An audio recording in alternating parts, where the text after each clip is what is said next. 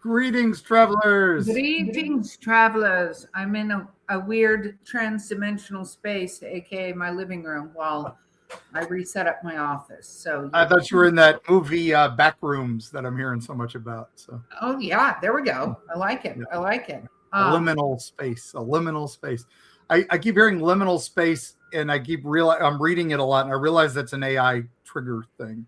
That must be something that's in like every AI trigger. That might be the case. I mean, who knows if that's a trigger word for the AI? Oh, okay, maybe. I just think it's something that they use a lot. So, speaking of AI, Were we speaking of AI? I don't know. It's just I would do have to do a small rant. I got invited to a Bigfoot conference that used AI in their promotion, like an AI logo, AI image, AI images of all the speakers. And these were the same people protesting an AI data center being built near them because it would hurt the Bigfoot habitat near them. Just saying, if you're going to protest it, don't freaking use it. Period. Yeah. No, I'm okay. I don't even want to go down that whole path. I have many things that I could say about that, but instead, I'm just going to say that I'm excited to do a Listener Tales episode with you. Exactly. I need something to turn that around. And we've got, again, you guys just keep flooding the inbox. I'm so happy with that. I did have a couple requests for us to do like a call-in show sometime. I'm just afraid we'd have to schedule that like a month out to make sure everybody calls at once. But I also know a lot of our emails are people who don't want to be recognized or something like that. So I don't know if that would go. You guys tell us in the comments or email us and let us know if this would be a thing you would want to see and if you would participate. So yeah. I mean, not just see, but participate, because I mean, we could just watch ourselves sit there like this. Yep. For a while. I remember the Alec Baldwin radio show that showed he had no talent for radio because he just sat there and nobody called. And so he didn't know what to do for 2 hours. It was pretty terrible. Oh my God, that's kind of funny. Now he'd get a hate mail things. Oh yeah, exactly. That was back in the day. And he was still king back then. So it was crazy. Yeah. But anyway. Okay.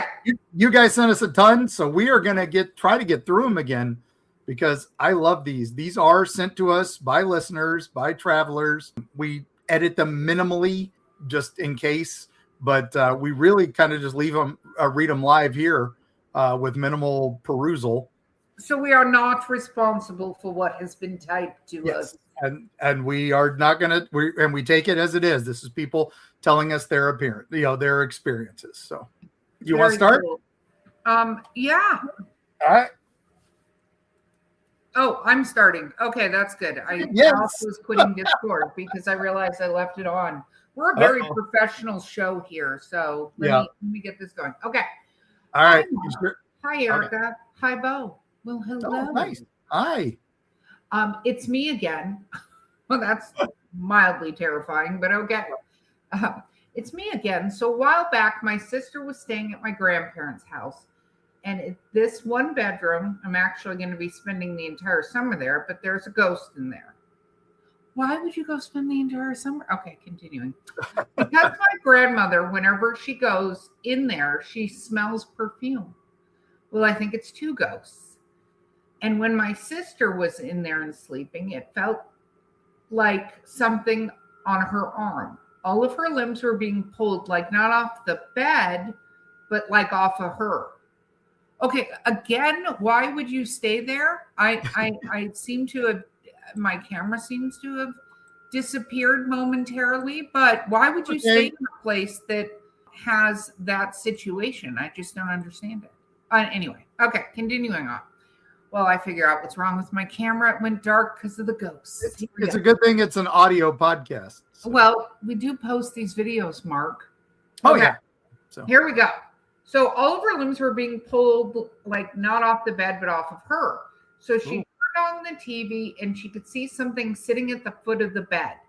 Now she's traumatized. We're going to say, but it's kind of freaky.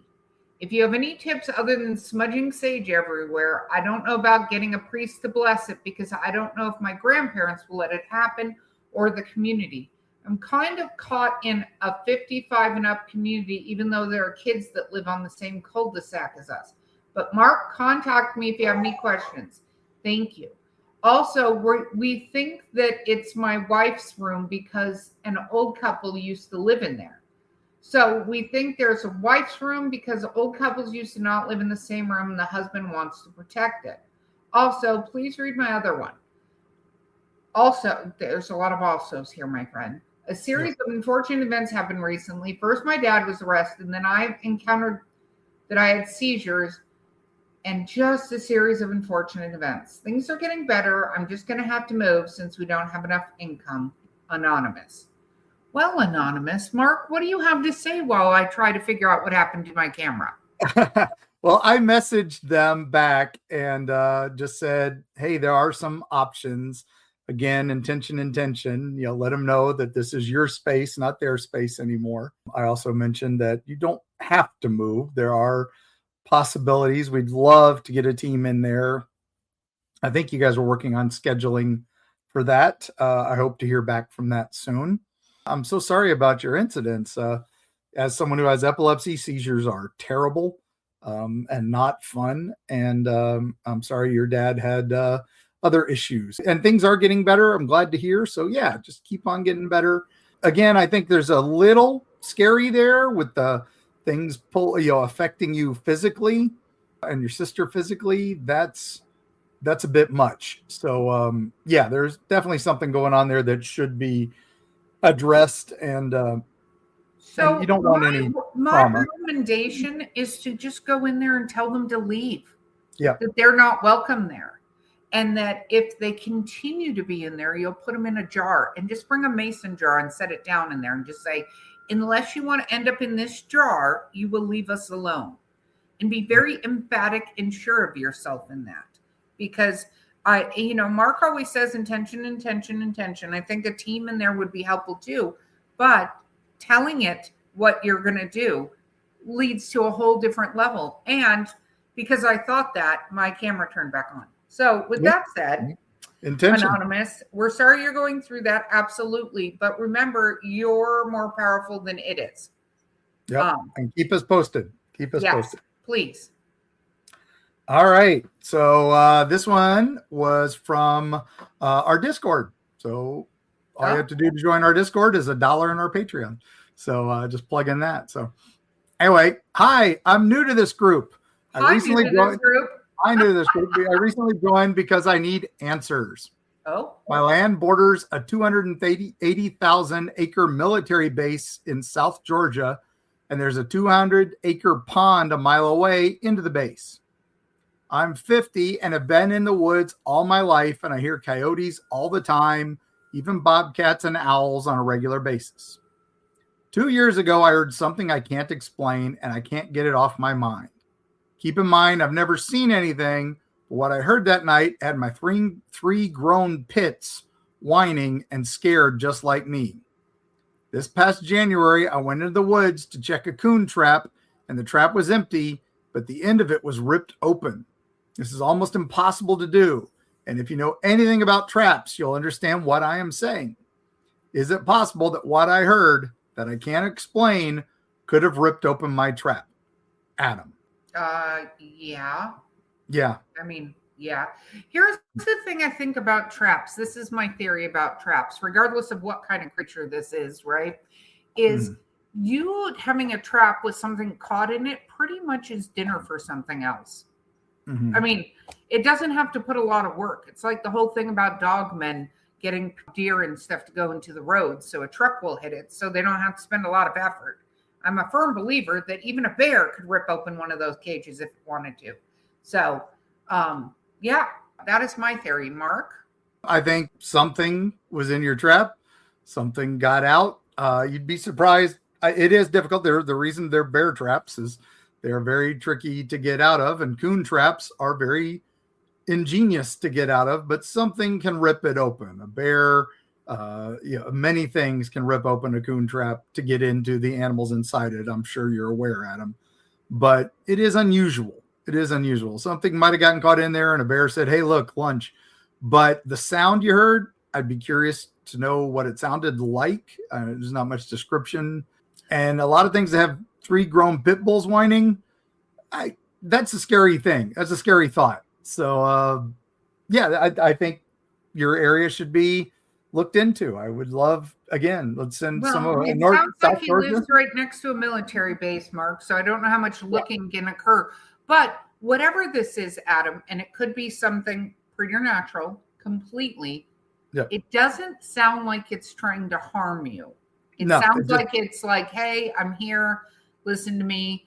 And, you could always try the peanut butter trick if you want to. So, oh, yeah, always a classic. Always a classic. We enjoy the peanut butter trick. If you want to tell Mark where it is, he will send a team to go look where they're legally allowed to go look, because we do not want them incarcerated. Far from Connor Flynn, Stacey Brown area. They live Panhandle, Florida, which is, South Georgia. So Yep. And he would like to bring his sparkly butt right on up there to check it out. So, well, thank you, Adam. Okay, 2 Mandela effects for me. Oh, I love a good Mandela effect. Okay. As a history teacher, I remember reading about the mafia leader Al Capone caught on tax evasion charges, put in Alcatraz, and died of syphilis. I think a lot of people don't realize how devastating syphilis can be if you do not catch it. It puts holes in your brain. It's not a pleasant experience. And it really wasn't really treatable that well until after World War II. Yeah, no, totally. That's why it was kind of dangerous and people could carry. Anyway, that's a whole other episode. Okay. Yep. Pretty specific and shockingly memorable. This timeline, he got out of jail and died at home with his wife. What? Yeah, I remember that. He still died of syphilis, but it was at home. And it was years later. He served his time and got out of jail. I thought he died in, okay, never mind. I know, I can see that one. I can see that one. Yeah, okay, another. I remember watching interest stories about famous pilot Charles Lindbergh, 1932, and their kidnapped baby boy. Yeah, no, the Lindbergh baby, that was a huge thing. Yeah. Never found the baby or who did it or why. It always bothered me. I watched more than one show about it. This timeline, mystery solved. They found the boy's body about 4 miles away, caught the guy, and he was executed. Kim. No, I don't remember them ever finding the baby. I agree. I'm in the same boat. I didn't remember, but I do vaguely recall that they executed a guy, but I wasn't sure he was the right guy. I thought maybe they grabbed a scapegoat. I'm now going to use Google. I do recall him being home and died of syphilis at home, because writing the Florida books, I remember he spent some time in South Florida. And so that was where he retired to after he got out of jail. So I do remember that about Al Capone. Oh my goodness. No, it does. It says that it was a gentleman, ransom note, kidnapped was left behind a crudely constructed wooden ladder to reach the window. The ransom note demanded $50,000. Despite the intense negotiations and payment of the ransom via go-betweens, the child was never returned. 2 months later, on May 12th, the toddler's partially decomposed body was found on the side of a nearby road. And the person who was hanged, Humped Man. So it was a person named Humped Man. A German immigrant, I recall. Bruno Richard Hauptmann, a German immigrant and carpenter living in the Bronx. Yeah, some people said that he was set up. So yeah, his home contained $13,000 of the ransom money. Mm-hmm. And the handwriting analysis. Here is the thing. I do not remember him ever. Okay, this is so weird. This is back to Dolly and all that other stuff, because I do not remember the person being caught. Okay, Kimmy, you have messed with my mind for the evening. That's craziness. Yep. Agreed, Kimmy. I think that's a good one. I think you found a new Mandela. You did. 2 new Mandelas. Okay. Thank you, Kimmy. Thank you, Stop Kimmy. messing with me on the ride in, so to speak. All right. So I sent this in to ask you if you have any idea what we saw could be. Me and my boyfriend were driving in northern Colorado at night and missed our exit. and Google Maps rerouted us to take a dirt road for almost 6 miles. Ooh, I've been there, done that. We decided to go on purpose, so that's all I'm I gonna did say. not. I did not. It took me Right. Turkey Gap Road in Virginia. Don't ever go down it. It's an ATV trail, not a road. All right, so we decided to go for it, and a little over halfway through, we saw something walking on the side of the road. It looked most like an elk to me, but I was driving and only got a glimpse of antlers and maybe lighter fur at the rear. It stopped and stared at us as we drove past from what I could see in my mirrors. It was hard to see with so little light. It was very thin. It was like skeletal almost. Writing it out seems pretty silly, but it had really bad vibes. I said it was an elk, and my boyfriend was very insistent that it was not. We didn't talk about it more until we got home. He said it was moving in a crawling motion. And when I pulled up a photo of an elk, he was very certain that's not what it looked like. He describes it as almost triangular with front legs longer than the back, disproportionate. I think it could be an elk with CWD, critical wasting disease. Yeah. But I thought I'd ask in case it matches any cryptid or creatures. I'm not sure how much I believe in those, but I figured if nothing else, it could be fun to see what it might have been. And it really did have awful vibes. Michelle. Not Wow. deer. Not deer. Not I deer. knew you were going to go there. Knew you were going to go there. Not deer. Well, obviously the wasting disease can be something, and there are mutations out there. But what's always interesting to me is the bad vibe situation. Mhm. Like, as much as I'd like to judge, like, it's this creature or that creature, bad vibes generally only come from predatory creatures. Like, something in the back of your brain knows that there's a survival situation versus a passive creature. Like, you don't go into survival mode generally around a groundhog, for instance, Yeah. right? But it doesn't sound like it was walking on 2 legs, which Yeah. Crawling and skeletal makes me think sick animal, to be honest. So I'm not sure you saw a cryptid. Not saying you didn't, but I'm just saying that seems more likely. And if it's weird though, it was walking alongside of the road at night. Following a trail, if it's sick, it's not trying to crawl through brush and stuff like that as much. So it could have been something, you never know. Yeah, again, never know. Thanks for reporting it. I'd like to know exactly where it was and what day, so we can see if maybe there's a sick animal out there that needs some help, or if there's something weird tied to that area. So, you know what Mark's theory is, very much like a horror movie: send in more people after it. That is a great plan, and that is why he's a horror movie god, because he is willing to sacrifice his friends. That's why we love Train to Busan. All right, so. Okay. Thank you so much. Thank you so much, Michelle. That was a great story. And hopefully, I think you did the right thing by reporting it. Yep. We appreciate it. And I know Mark has already plugged it into the websites to see if anybody else has things, but creepy. And don't go on. I know exactly where it would help and exactly what day it would help. And also. Yeah. The other thing I would say is, with everything happening, you could have temporarily slipped dimensions too. I mean, that's a possibility. I'm not saying it is, but I'm just saying weird things where you saw something that's normal somewhere else, Yeah, could be. That's what the Mist movie was about. So yeah, exactly. All right, aliens. Okay, here we go. Mark. Hey. Okay.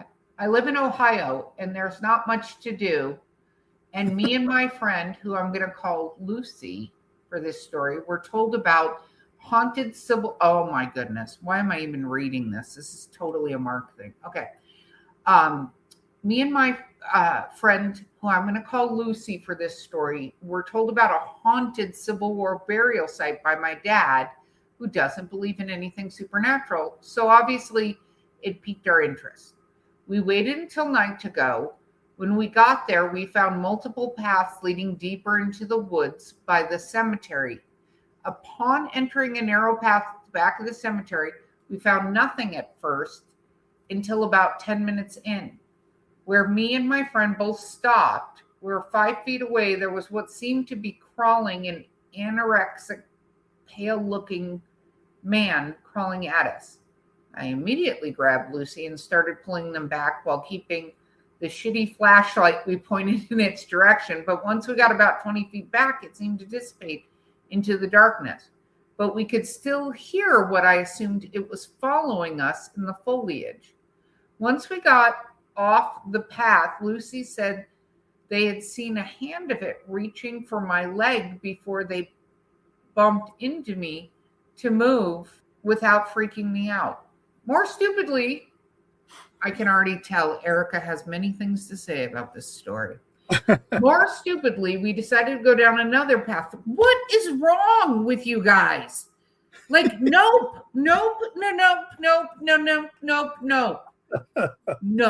Are you out of your minds? Okay. So stupidly, we decided to walk down another path after saying that this one was closer to the entrance of the cemetery, which was substantially wider than the other, which gave us a false sense of security this time. Only upon walking up the initial hill and turning, we both seen what looked like a 15-foot tall, once again, anorexic human thing with sunken eyes and a mouth agape. We obviously started backing away fast, but still not running. Why aren't you running? What is wrong with everyone?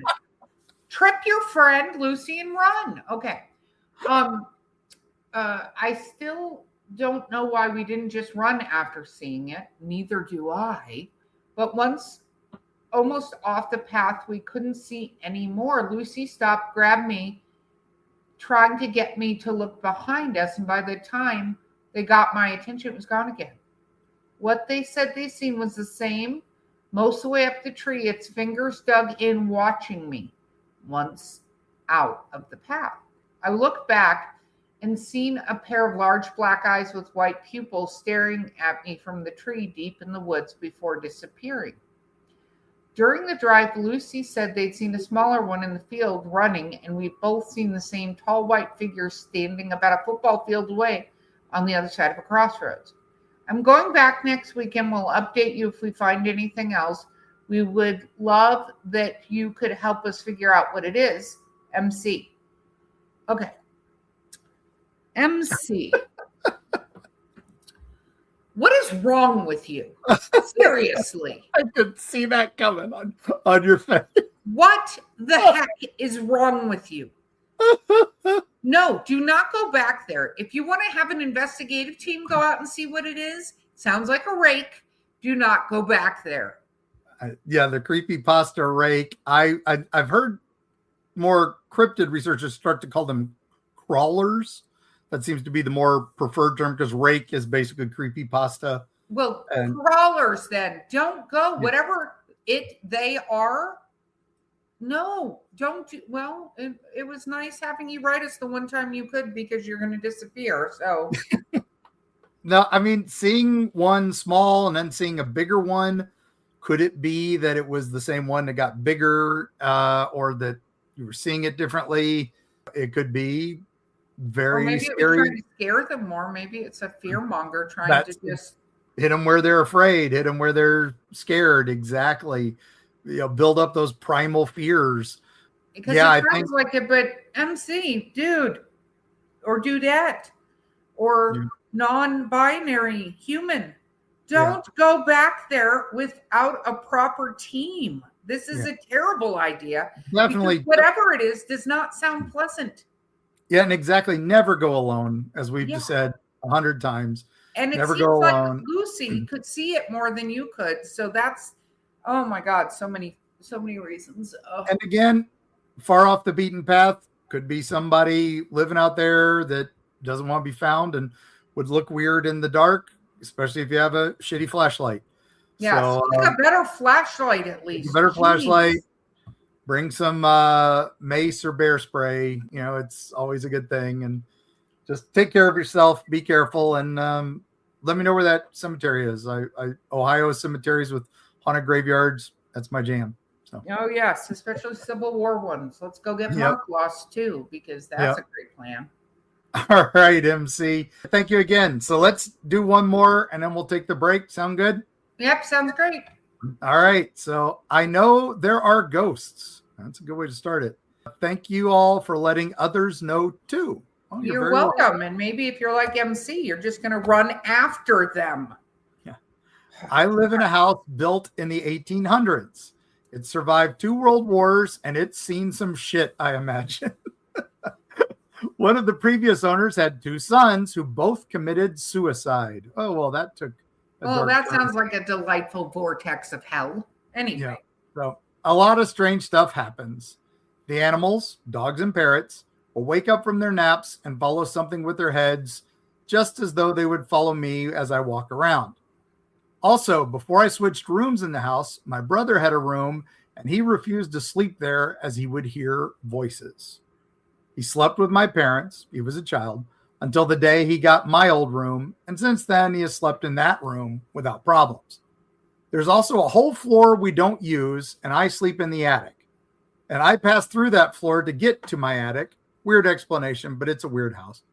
And I have a motion-activated light there that goes on sometimes as I'm walking the stairs to that unused floor. It would also switch on in the middle of the night when nobody is walking under the motion detector. Also, there are cold spots.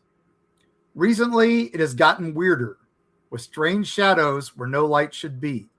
I've also started noticing things moving around without anybody in the room. Things in new places than where they were when they were left. Nothing crazy like in the movies, but it keeps me on my toes. Thought you all might like to know about this stuff and to share it on your show, Carl. Oh, Carl. Before I believe Mark can tell you what I'm going to say about this particular domicile. Erica will say, nuke the site from orbit. It's the only way to be sure. Exactly. And on that note, let's have a word from our sponsors. Before that, I just want to say real quick, you've got stuff to be investigated. Thanks for reporting it. And with that, we'll take a word from our sponsor because I have to get the last word, right, Erica?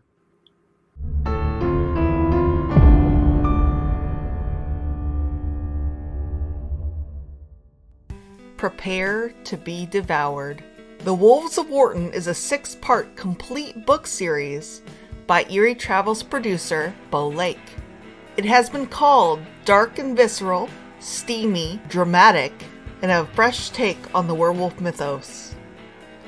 If you like action, adventure, a large serving of body horror, and some steamy relations, the Wolves of Wharton series is for you. Pick it up wherever books are sold or at linktree.com/Bo__Lake.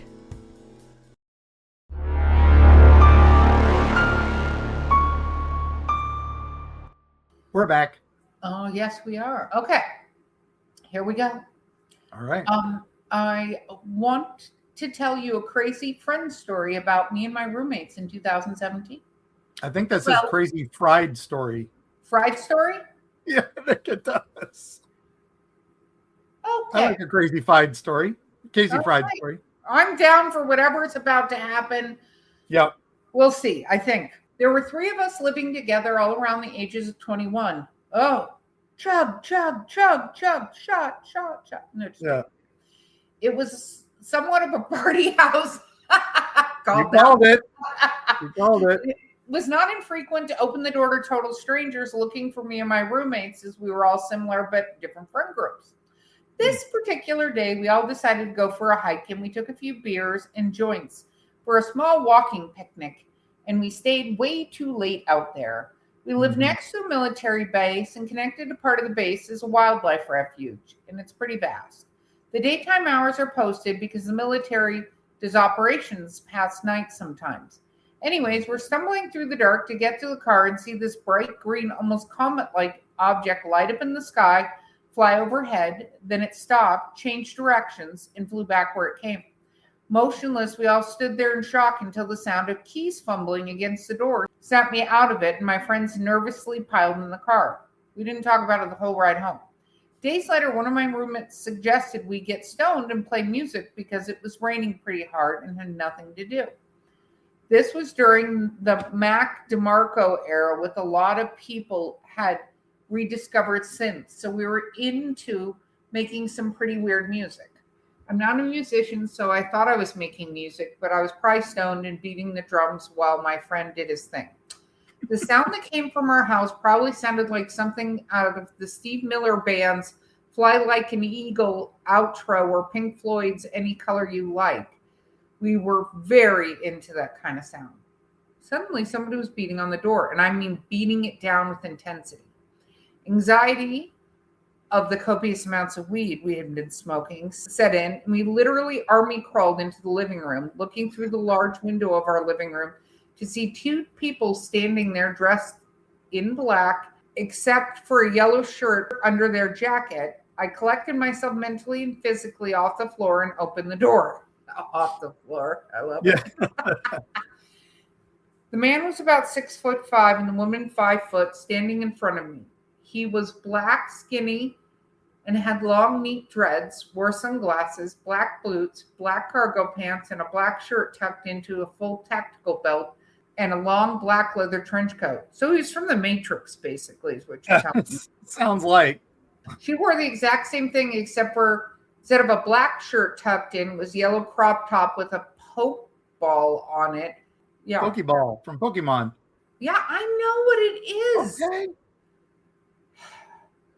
And she had her hair tied kind of like Misty from Pokemon, but it was off. Like if you'd seen a commercial of Pokemon and then tried to go for that look. Only the man spoke, and he said he was interested in the music we were playing and was hoping they could come watch us. It was so unsettling the way he was talking. It was like forcing his words out, like he had just learned them. She did not speak. What made this so much weirder is that it was in the middle of August in Oklahoma. It was literally 115 degrees outside, and they were dressed like that. We declined, but he persisted and demanded that my roommate add him on Facebook, so we did. He made sure that he added him before even moving from the doorway. Finally, after a tense exchange of lying, saying that we had to work and everything under the sun to do except play for them, he finally took a step back. He looked at both of us up and down and said, "Okay, be seeing you." And him and the girl turned around at the same time and walked down the steps down our driveway. Does that sound like X? Our neighborhood is pretty... Our neighborhood is pretty small, and everyone kind of knows everyone, and I've never seen them again in my life. The Facebook that my friend added had literally been made that day, like an hour before, and had nothing on it whatsoever. It's been almost like 10 years ago, and me and my friends are older now with families, but we still talk about that a lot. And we always found it coincidental that it happened to be right after we saw something crazy in the sky. Brian. I am going to say that paranoia from weed is a real thing. But, you know, when people talk about Men in Black, which X is not a Man in Black. No, he's already told us that. Many, many times. But the Men in Black would want to find out if you were talking about whatever it was that you may have seen or told you not to talk about it, that sort of thing. That's what most of the stories seem to be in reference to. So who knows? Maybe it was modern Men in Black, and they were just seeing if you had posted on your Facebook or had gotten any videos, that sort of thing. And when they were quite sure you hadn't, they moved on from that. That's also, definitely they may have smelled what was wafting out of the room and just thought anybody would think you were a paranoid weirdo. That's definitely their MO. Or also, they may have decided they wanted to join you and partake. So that's true. 115 degrees in Oklahoma in a suit, though. That does strike me as with a trench odd. coat? Yeah, no. Yeah. Definitely odd, but drugs are powerful stuff. So it's hard to, again, thank you for reporting, but I understand that affected the report. So I hate to say that, but it does. But keep in mind, too, that you said you were right next to the military base. And one thing we do know, although we don't talk about it, is there are many experimental aircraft and stuff like that and different research projects, whether it's an aircraft or some other kind of thing. So maybe they were just checking if you saw something that you weren't supposed to see. Yeah. That's entirely possible. But as to it being X, I doubt it heavily. Yeah. And But- 10 years ago would have been early drone stuff or mid-drone stuff for them. Yeah. So, yeah. But It's anyway, weird, thanks. though. It's weird. Thank you for sharing. Yeah, definitely an odd thing. So glad you reported. I like being that stoned as well. I enjoy being that stoned. I'm too much of a nerd. All right, well, let's see. This happened to my friend 3 or 4 summers back. This is what he told me, including all the details. He was depressed about his ex and was moping around and decided he wanted to go for a walk to get his mind off things around 1 a.m. He is a block or two from his neighborhood when he decides to take a shortcut through his townhouse neighborhood to avoid going beside a busy road with lots of cars. He said no one was outside and it was very quiet. As he cut in front of a house on the sidewalk, a figure starts to come into sight in front of the houses by the doorstep. He said it looked like a little girl playing on the ground. She was dressed in white and had very pale skin. He said what took him by surprise is how bright she looked in the dark, almost glowing, but not quite. As he moved past her to continue the shortcut, she stood up and he said she began to look like an old lady. Her face seemed to change age. She was looking at him as he was walking away from the house. And at this point he saw, and I quote, a black thing around her like a ball or a cloud. She was absolutely still and just looked at him as he was walking out of the neighborhood from a distance. He was extremely scared at this point, but started to calm down when an ordinary man, or maybe just a random car, I don't remember, was passing by. As he was leaving, he saw something fly above the ground from him by his face and fly upwards. He wasn't sure what it was, so he just went on. He went home and immediately woke up his mom and brother and told them. I was not friends with him at this time, so he didn't bring this story up until I met him. Here's the crazy part. Oh my gosh. Here's the crazy part. I'm already like, nope. Burn the entire neighborhood down now. All right. Okay. So here's the crazy part. I decided to Google ghost stories around the same area I live and came across someone who had an almost identical experience in the same area from a Facebook post. Detail, from the black object to the way the lady looked young and then old from different angles, the fact she was on the ground looking like she was playing before she stood up, the color of her skin and clothing, the object flying up in the ground. I believe the times of night were different, though. Of course, I thought this was just my friend playing a joke, or maybe it was him posting the story online himself. But when I asked him about it and showed him, he turned pale and looked terrified. He looked like he wanted to cry. Now, mind you, this is an 18-year-old guy at the time. He swore it wasn't him that posted the story. The reasons I believe him are, 1, the story was matched perfectly in detail, aside from some minor changes that suggest the person was somewhere else but near the general area. 2, the look on his face looked genuinely freaked out and he was on the verge of tears. And 3, his English at the time, and now sort of, was very poor and his sentences aren't anywhere near as structured and complete as the person who wrote the story. He is a Spanish speaker, and back then it was difficult to really read his writing without stumbling over all the mistakes. I'll ask him when it exactly happened. Wanted to tell you, Jules. That sounds like a repeat. Yeah, like a stone tape or something. Like a stone tape, like a repeater thing that's happening. Yeah, it sounds like it's definitely something to the area, might be attached to the land.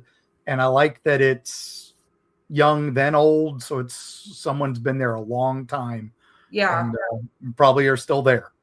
So that is my immediate thought. And especially when it's exactly the same, that's when I go, that sounds like a stone tape when it's exactly the same. Yeah. But Jules, tell us where it is so Mark can do his little and find out more details about it. Do my Googling. And then and it's also sounds borderline Lady in White. So borderline, but not quite. It's more like the little girl in white. We got enough of those too. So oh God, don't get me started. The little girl ghost, like cosplaying girl ghost. No, thank you. Yeah. Hard pass. But what's funny is there's so many different spirits that look like either younger women, children, or older women, like people who need quote unquote help. But that's not what it seems like. This seems like it was repeating the same functions. That's why I said repeater ghost. I know it's terrifying, but it sounds like a repeater ghost. Maiden Mother Crone. Maiden Mother Crone. Okay. All We're right. not talking about the fates now, Mark. All right. Jules, thank you, my friend, for sharing that with us. It is appreciated. And tell your friend thank you for sharing that. Yeah. Also burn that entire neighborhood down. Just kidding. Don't do that. That's illegal. Yes. Okay. Hey, Mark and Erica. Hey. I'm so glad you did a recent episode about the Bigfoot movie might have been fake all along. It didn't fit like anything I saw. Plus, my grandfather described it different as well. My grandfather wouldn't talk much about his experiences growing up in the foothills of the Appalachia in Tennessee. What he would say to my grandmother is that he knew they were very real and never let your guard down. He said they'd shadow him from the ridgeline in the trees as he was walking to high school from his home in the hills. He was a 6'4", 300-pound bear of a man too, and it made him feel intense fear. Black bears, he said he was wary of, but he didn't fear them. Even doing 2 full tours in Vietnam didn't put the fear like a Sasquatch did. Well, thank him for his service. Yeah. First time I ever encountered one was when I was young. We were down at his family's home in the Appalachians visiting the family. He liked to take me hiking and we'd look for animal tracks down by the creek beds and streams. Occasionally we'd see bear tracks, which is one of the coolest things ever if you're 6. I agree with that. Agreed. Yeah. When we had our encounter, my grandfather was the one who noticed it. I was too occupied with my immediate environment, but I did notice that the birds had stopped singing and it got noticeably quiet. Right as I was looking to the opposite side of the creek, I noticed something dark in the dense foliage, standing next to one of the bigger trees. Immediately, my grandfather took me by the shoulders and guided me gently back up the path while he kept a firm lookout. I had never seen that look of fear and stony tension on his face before. My grandfather had gotten a good look at it, seen it just standing there. He told my grandmother later that night what we'd seen in the deeper part of the woods after I'd been put to bed, how it had been more focused on watching me. He swore that if he had taken his eyes off me for just a moment, it would have taken me. There wouldn't have been a damn thing he could have done about it. We never went back to the spot in the deeper woods. He never let me go anywhere without being in his sight. Howard, that makes sense. You know what's interesting is there's more and more coming out about Sasquatch versus Bigfoot, and that, you know, we call it Bigfoot because of the footprints everybody said they saw, which we talked about on our episode.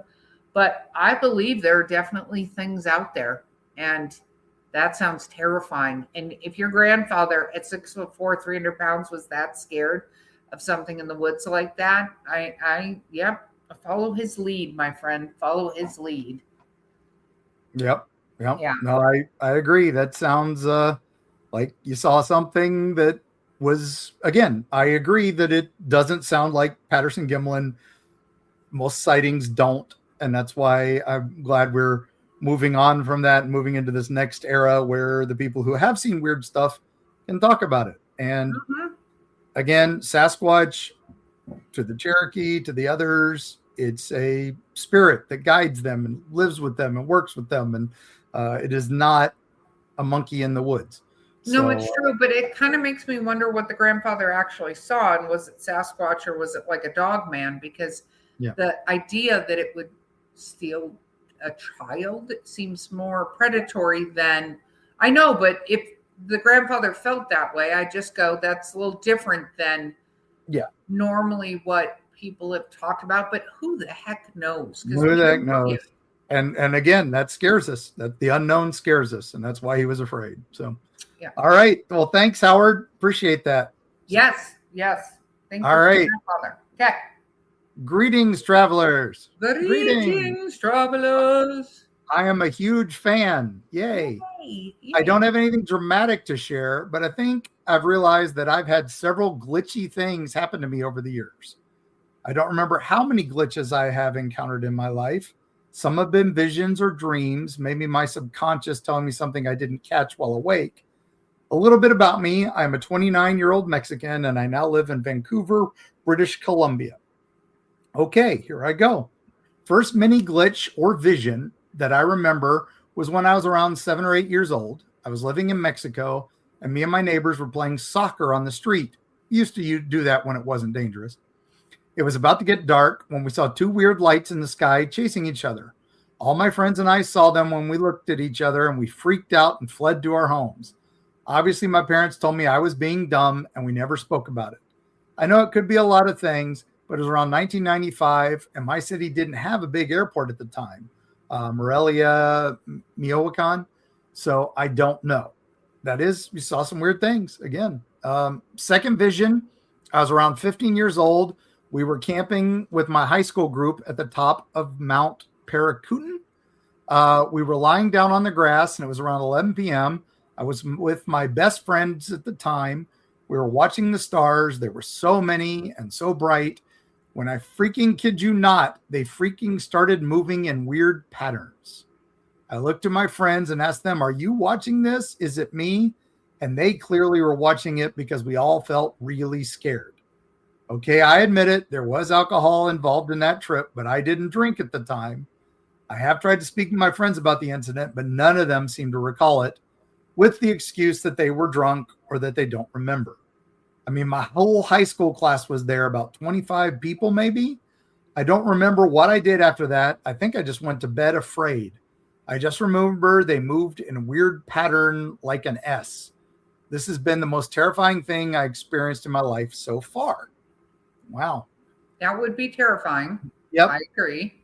Yep. Third glitch, I was dreaming that my girlfriend at the time was involved in a car crash.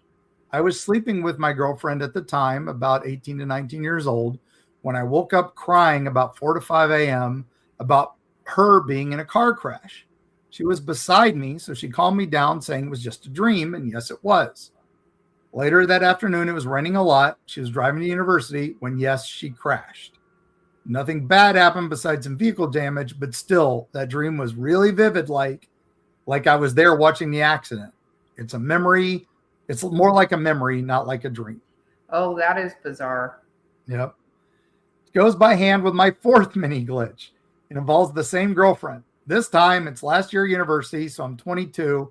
It's the last day. I know I'll be graduating soon, so I do whatever a person in my position after 5 finals would do. Yeah, I went to sleep. So I had this freaking vivid dream about my girlfriend at the time having sex with my friend.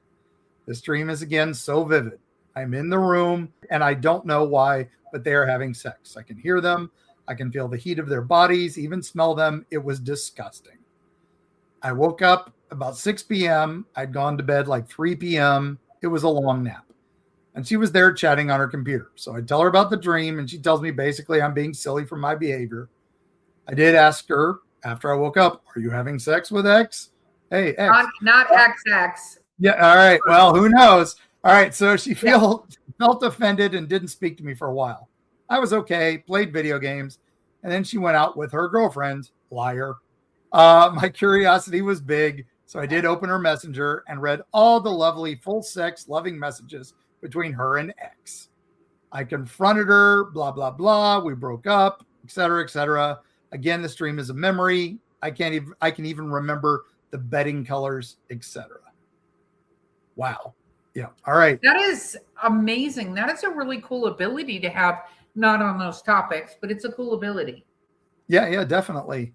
And last glitch. So in 2021 had been the worst year for me. No, you've got to go to the fifth glitch. Oh, fifth glitch. Several encounters with a man with a mustache in Vancouver. Sorry, I missed that one. So I moved to Vancouver around 2008, and around 2009, I started seeing this guy everywhere. He's around 50 years old. I mean, he looks like any normal person. He just has a normal looking mustache, which is the only remarkable thing about him in my memory. Nothing particularly weird about him, but I start running him into him in a lot of places. The SkyTrain, the Canada Line, several malls, even the bus. And it's not like I was on the same route every day or at the same time. He was just there, wherever I was. So I think, and I just got a chill in my spine while writing this, it's not really scary at all, though. He notices that too and starts waving at me. So I wave back. This happens like 5 more times randomly. One day when I'm going to work by bus, he walks in, sits right next to me. He says, hi, and tells me he is a car dealer, and we do small talk. When suddenly he makes an angry remark to the bus driver and says, I'm so sorry. I'm watching lights today in my head with a really bad headache, so I'm upset. So I tell him, you suffer migraines? I know, because I've been suffering from minor migraines since I was 16. And he says, migraine? I don't know. This is the first time it happened to me. So I describe my experience, and he agrees on that's exactly how it feels, seeing an aura before having a really bad pulsating headache. I tell him I recommend him see a doctor so he can give him migraine medicine like Real Packs or whatever medicine to help relieve his migraine. He says, thank you, and then gets off on the next stop. I never saw him again. Today, listening to you all made me remember him, and that was the last time after that conversation that I ever had a migraine. So what? Nice. Wow. Glad I didn't skip that. All right. And last glitch. So in 2021 had been the worst year for me for a lot of circumstances. After a lot of work, family, money issues, I developed this fear to die of brain cancer or an aneurysm or thrombosis or whatever. Something is happening in my head. I was sure of it. I got freaked out. I went to the neurologist because I'd been having these bad headaches for a while now. Nothing is found. So I'm glad. I'm still edgy for a lot of shit going on at the time. So I developed severe anxiety for about 6 months, and I felt death was near, outbursts of crying, waking up scared in the middle of the night. My wife is concerned. I feel like something is going to happen, but nothing does. And then this started around April 2022. I started taking clonazepam to calm down. This goes on until February 2023. Bought tickets to go visit my friends and family to Mexico with my wife because Semana Santa is close. That's a holiday for Mexicans, so I can spend time with most of them. With 2 days prior leaving, I get a call from my aunt. My dad had suffered a brain thrombosis, and I felt really worried and sad. So we went to Mexico, and he is still living.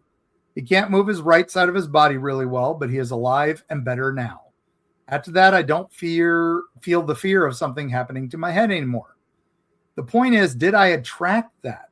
Did I know something like that was about to happen? Jorge, it seems to me like you have premonitions. Yes. And it seems to me you probably have some kind of ability, non-documented, but it's obviously premonitions. Yeah. So of some kind, and not exactly premonitions. It's more like you become aware of something before it becomes physically known. So remote viewing. Yeah, almost. remote viewing. I think that's absolutely a gift, Jorge. There are others that can do it, but I would look into that further. I think it's amazing. But spotting it is probably the tricky maybe part. Trying to get to the bottom of it more quickly is a good idea, because people try their lives to learn how to lucid dream because it can affect things like this. And I think that's what you're doing. And I'm glad you're not suffering migraines anymore. Migraines aren't fun, but maybe they were the key to this. So I don't know. Yeah. Jorge, thank you for telling us all that. That's amazing. I hope the guy who you talked to got cured for his migraine, but I think he might have been something a little off as well. So yeah, no, that's amazing. That it's truly amazing, Jorge. I would be proud of that. But I would think when something starts happening that's out of the ordinary, maybe take a little bit of a more analytical look at, is it your thing or somebody else's thing? Yeah. Yeah. Yeah. Creepy. Okay. All right. Thanks, Jorge. Thanks. Yeah, we only got a few left, Erica. So let's blitz through. Okay. I'm blitzing. Okay. In 1992, I was driving to work with my wife. She would take the car once I got to work in Poinciana, Florida. Is that right? Did I say that right? Yeah. Okay. It was 6:30 in the morning. On the left, about 100 feet from the road, was the woods. Those woods extended for miles. On the right, about 50 feet from the road, was also wooded, but those woods only extended about a half a mile. So from the left, about 100 foot was woods that extended for miles. On the right, there was only 50 feet of woods. Okay, got it. From the left, a bipedal hair-covered creature came out of the woods, it loped across the road, and went directly into the woods on the right without missing a beat. It was 7 feet tall with dark hair. There weren't any cars on the side of the road, nor people, except for the few cars that were driving down the 2-lane road. My wife and I were like, WTF is that? We were truly shaken. It Wasn't a bear.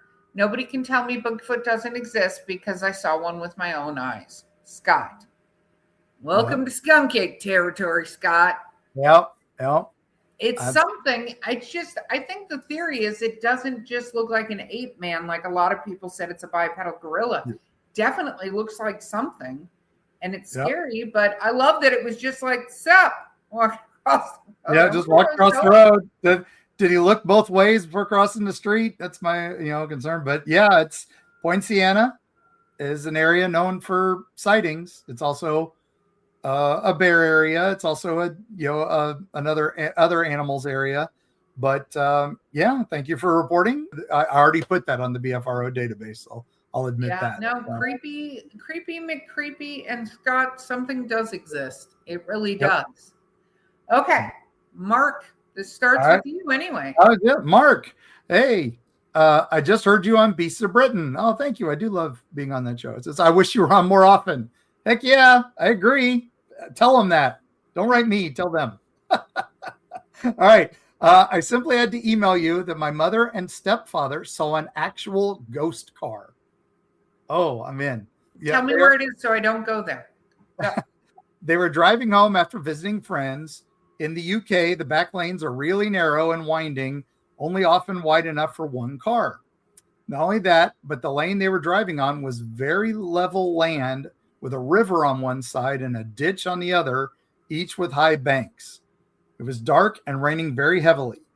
Suddenly in front of them, a car appeared. It was really old-fashioned, like it was an interwar Rolls-Royce silver ghost type car. Oh, I love those. My stepfather slammed on their brakes, but there was no way they could have avoided hitting it. Nowhere to turn either side, and it was right in front of them. Nothing happened.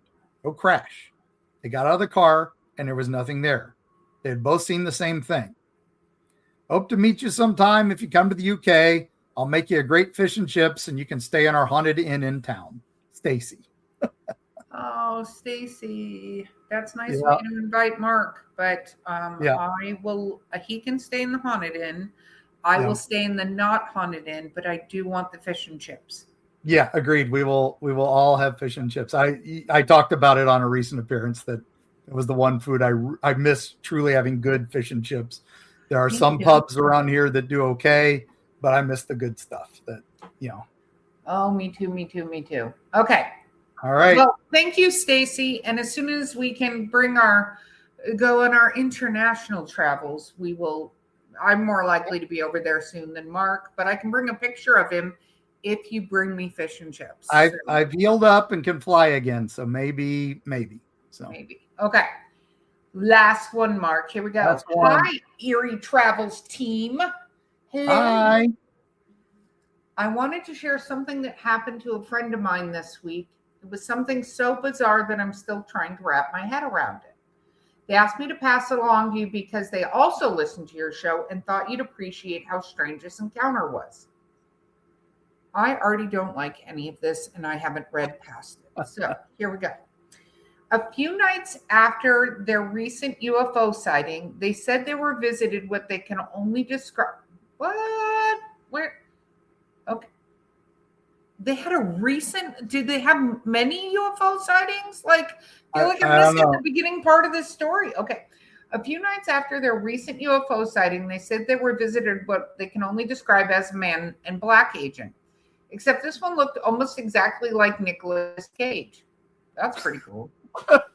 Not just in the face, but in the mannerisms, the voice cadence, even the way he stood, like he was posing for a movie poster. According to them, the man showed up at their door wearing a perfectly pressed black suit that didn't seem to wrinkle even when he moved. His skin looked oddly smooth, like someone had airbrushed him in real life. They said his eyes didn't blink normally. Instead of a quick blink, it was a slow, deliberate close and open, like he was practicing being human. He told them in a calm and very unsettling, cheerful tone that shouldn't dwell too much on what they saw in the sky, and that curiosity can be a dangerous hobby. Then he smiled. They said that it was wide, too many teeth kind of smile, and he added, some stories aren't meant to be told, at least not yet. Besides, it was probably just drones. I feel like drones is our latest weather balloon. I think so, yeah. If Before leaving, he reached into his jacket and pulled out a business card. But when my friend looked down at it, the card was completely blank. When they looked back up, the man was already halfway down the driveway, moving faster than someone should be able to walk. The weirdest part is my friend swears the air smelled like ozone and the card had vanished. They were still shaken up, and honestly, I don't blame them. My friend says he's seen Con Air like 18 times.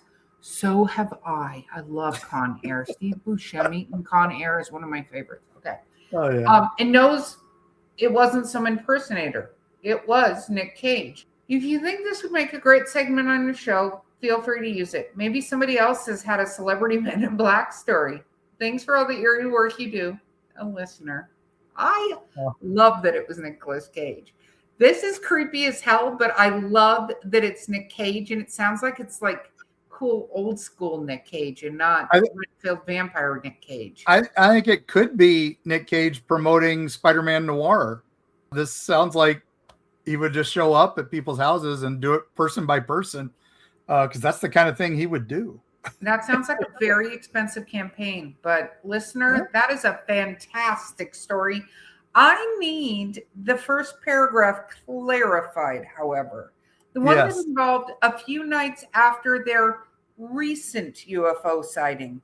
I feel like there is what I would refer to as a plethora of story that comes before that I would like imbued onto my presence. So please send that in. Or it could have just been that they had just had a recent UFO sighting, and so they were visited. That one's a tough one to read. After their recent UFO sighting. Yeah, that's true. That's true. I'm using the grammar they have provided me, Mark. Yeah, and I do love that they immediately went Men in Black, and that he said the stuff that does sound like Men in Black. I do like the idea that he doesn't blink normally, that it was a slow, like he was forcing himself to close and open his eyes. I like that, like he was practicing to be human. No, they say that about the Twilight vampires as well, Stacey Brown.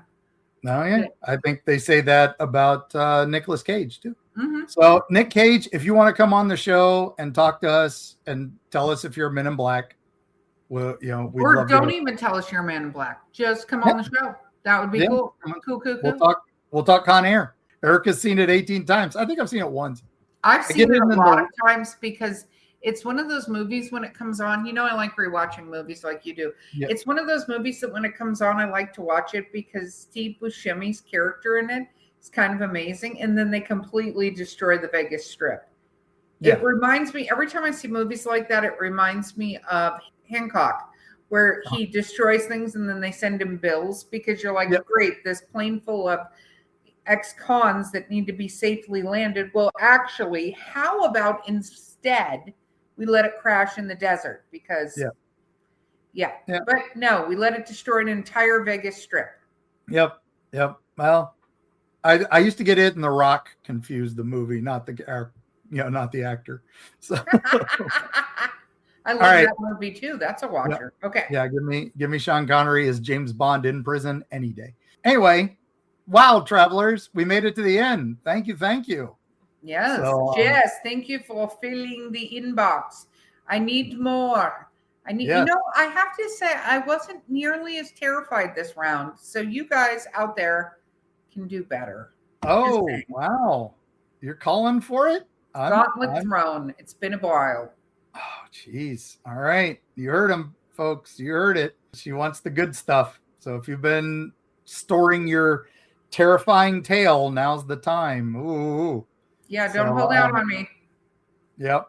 All right. And with that, we're wrapping it up. Thank you, Patreon folks. And like I said, throw $1 our way. You can join the Discord. We have a lot of fun chat going on there about weird stuff. And also, we've been recently sharing our Erica's Eats type places and also what we're making. So with the Erica's Eats at Home stuff. So, yeah, Erica's Eats at Home, and I need Jake to send me some of that pie. That's all I'm going to say. Yeah. And we're taking snack suggestions for the next road trip. So yes, I love snack suggestions. We got to fill up the Wayback Machine with wonderful snacks. All right, Erica, any last words before I take us out?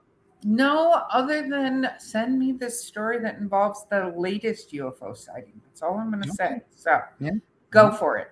Travelers, when you're out there driving along the road and you see that strange thing on the side of the road, or you see the weird lights in the sky, or the stars start moving in unusual ways, or you just see that little girl who stands up and suddenly is a lot older than you thought and fades away in a dark ball. Well, remember to document it, send it in to Eerie Travels. Please keep yourself safe. Never travel alone. And if you see Nick Cage, tell him we said hi, and we'll see you on the other side.